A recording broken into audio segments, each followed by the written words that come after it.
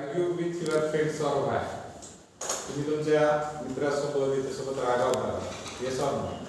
Yes. Or why? का बरं रागावतो आपण? There are a lot of reasons behind it. याच्या मागचे कारण कसे असतात? भरपूर असतात. एक कारण आहे का? For example, somebody take your book. कोणतरी आपलं पुस्तक घेतलं. अजून काय कारण असू शकते? आपल्या आवडीनुसार एखादी गोष्ट नाही केली की खूप राग येतो माणसाला. सगळ्यात बेसिक रिझन असतं suppose somebody is not doing according to us की आपल्यानुसार कोणी वागतच नाही. उदाहरणार्थ फॅमिलीत असो, शाळेत असो, आपली मैत्रीण आपल्या म्हणण्यानुसार वागत नाही. त्या पिरियड मध्ये ना विचार न करता आपण रिस्पॉन्ड करायला शिकतो. म्हणजे रिस्पॉन्ड म्हणता येणार नाही तर रिॲक्ट करतो आपण. रिस्पॉन्ड करणं म्हणजे विचार करून केलेली क्रिया आहे. रिॲक्ट करत असतो आपण without any thinking. If you are doing something it means that is the reaction. If you are doing something with thinking, आता विचारासोबत तुम्ही काहीतरी करता त्याला म्हणतात रिस्पॉन्स. रिस्पॉन्ड करणे याचा अर्थ प्रतिसाद द्यायला, पुढच्या व्यक्तीला राईट गोष्टी तुम्ही करायला. आणि आपण बरेच वेळेस आपल्या आवडणाऱ्या गोष्टी नाही केल्या की उगाच पुढचं माणूस आपल्याला चुकीचं वाटायला लागतं. That is the problem of your attitude की आपण ज्या जगाला बघतो ना की माझ्या चष्म्याने मी जर बघायला की या व्यक्तीनं असं वागावं, माझा चष्मा आहे ना मी तसं लोकांना बघतो आणि मग त्यांना तसं का नाही वागलं, मग आपल्याला आवडत नाही.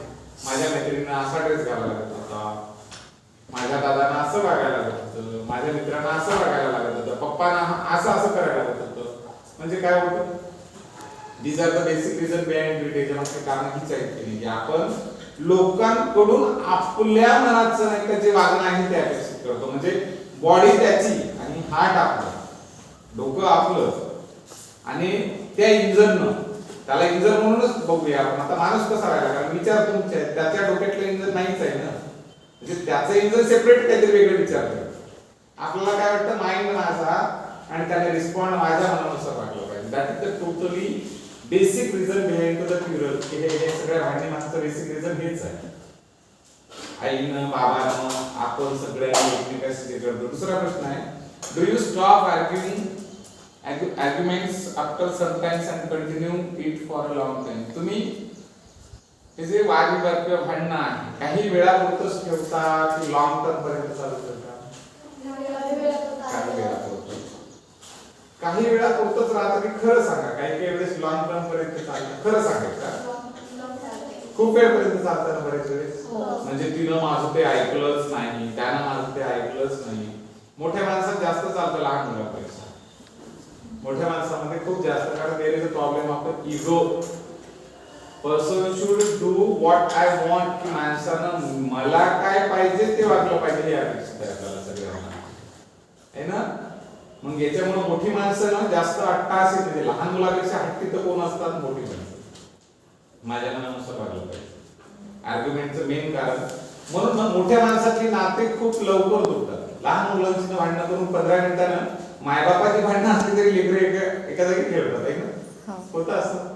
म्हणजे याचा अर्थ मला तर असं वाटतं ना, जे आजही ग्रामीण भागात बघा किंवा शहरात असं काही नसतं, शहर आणि ग्रामीण म्हणण्यापेक्षा, की जी लोक कागदाने खूप कमी शिकलेली आहेत, कागदाने खूप कमी शिकलेली आहेत पण त्यांना सहनशीलता आहे, हा एन्ड्युरन्स पॉवर, तर त्यांना सहन करता येतं म्हणून ते एकमेकात अभ्यास करतात.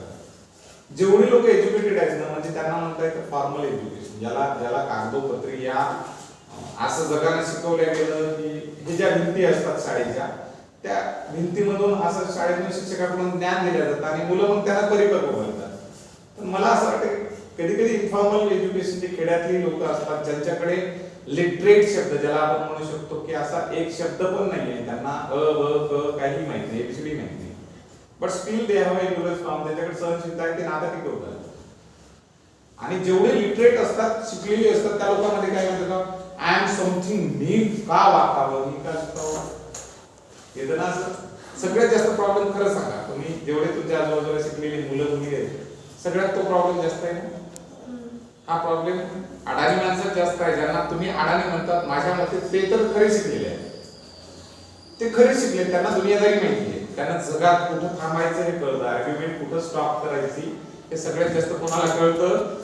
ज्यांना तुमच्या भाषेत अडाणी शब्द आहे, ज्याच्याकडे अशा डिग्र्या नाही आहेत कागदोपत्राच्या, कुठल्याच डिग्र्या नाही, पण त्यांचं नातं खूप लॉंग टर्म पर्यंत चालतं, कारण त्यांची ती मॅच्युरिटी आहे, परिपक्वता आहे, त्यांची ती समजदारी आहे. पण लहान मुलांमध्ये आणि एकदम अडाणी माणसांमध्ये, ज्याला आपण अडाणी शब्द वापरतो पण सहज येतात, त्या लोकांची नाते खूप टिकतात. पण आपल्यासारख्या एज्युकेटेड लोकांचे प्रॉब्लेम आहे. दुसरं आहे, व्हाय डू पीपल क्युरल अँड फाईट? लोक भांडणं का बरं करतात? कोण सांगेल का करतात?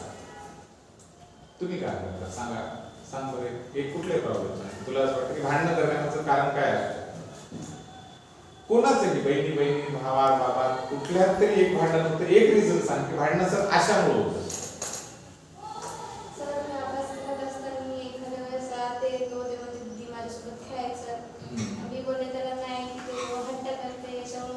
भांडणं होतं. Very good. म्हणजे याचा इनडायरेक्टली असं काय म्हणणं माहिती आहे का, मी एक नेहमीच सांगतो, भांडणीचं मेन कारण असतं हा माइंड या बॉडीला आदेश देतो की तू माझ्यानुसार वागा. माइंड या बॉडीला आणि आदेश या बॉडीला सांगतो, पण त्या बॉडीत एक सेपरेट वेगळा इंजन आहे ना बाबा. त्यालाही त्याच्या इच्छा, आवडी निवडी, स्वप्न, जगण्याचे हक्क, अधिकार सगळं वेगळं आहे, आहे की नाही? मग त्याला तुम्ही चालवण्याचा, डायरेक्ट करण्याचा, दिशा देण्याचा, गाडीचं चाक फिरवता येतं, त्याला डायरेक्शन देण्याचं, कारण ते इंजन आर्टिफिशियल आहे, कृत्रिम आहे, त्याला मनोभाव नाही का, इच्छा नाही का? रेल्वेच्या इंजनला इच्छा आहे असं कोणी म्हणलं का? त्याला ड्रायव्हरनं चालवायचं असतं. पण एक माणूस खडा माणसाचा, त्याच्यात एक सेपरेट इंजन बसलेला, त्या इंजनला दुसरं इंजन चालवणार. एक माणूस दुसऱ्याला सांगेल you have to do this things, if you did not I will not keep any kind of the relation with you. तुझ्यासोबत माझं नातं काही नाही, कारण त्याने माझ्या मनानुसार वागलं पाहिजे. That is the basic reason behind the any quarrel and fight. कोणत्याही भांडणाचं हेच कारण. I think that what exactly the solution behind, याच्या मागचं काय रिझन, म्हणजे सोल्युशन काय असू शकतं माहिती आहे का? काय असू शकतं याच्या रूपात? मला असं वाटतं नेहमी सोल्युशन काय असू, काय वाटतं सोल्युशन काय असू, उपाय की आपण हा टास्क करणं चुकीचं नाही, की हट्ट करणं. लहान मुलांना लहानपणी चॉकलेटसाठी हट्ट करायचं, की मला हे पाहिजे, ठीक आहे. आता आकाशात दिसणार विमान, अचानक एखाद्या झोपडीतल्या लेकरांना जर म्हटलं पप्पा मला हेच विमान पाहिजे, आय वॉन्ट दिस एरोप्लेन. आता ते बाप दिवसभर कष्ट करून त्याला सायंकाळच्या जेवणाचे वांदे आहेत, तो हट्ट एका सेकंदात एका वन डे मध्ये स्वप्न पूर्ण करू शकतो? नाहीच करणार ना. बरं ठीक आहे, तो कुठलं तरी मार्केटमधून त्या टाईपचं काहीतरी मॉडेल आणून देऊ शकते, असला हट्ट पुरवू शकेल. पण नको ते हट्ट कोणीच नाही पूर्ण करणार. सो मेन रिझन की तुम्ही असं एक्सपेक्ट काहीतरी करता जे अपेक्षित नाही आहे, असला अपेक्षा जर करत असाल तर तुम्ही नाही भांडणार ना. कोणाचेही प्रत्येकात जिंदगीत भांडणं होणारच आहे. त्याचे सोल्युशन एक असतात की first of all you should understand that what I am thinking, की मी विचार काय करताय. Okay, what I am demanding. दुसरा क्वेश्चन की मी डिमांडच काय करताय, मागणी करायला पुढच्याकडून ठीक आहे, बट व्हाय, का. देन नेक्स्ट थिंग की is that person can, it means का ते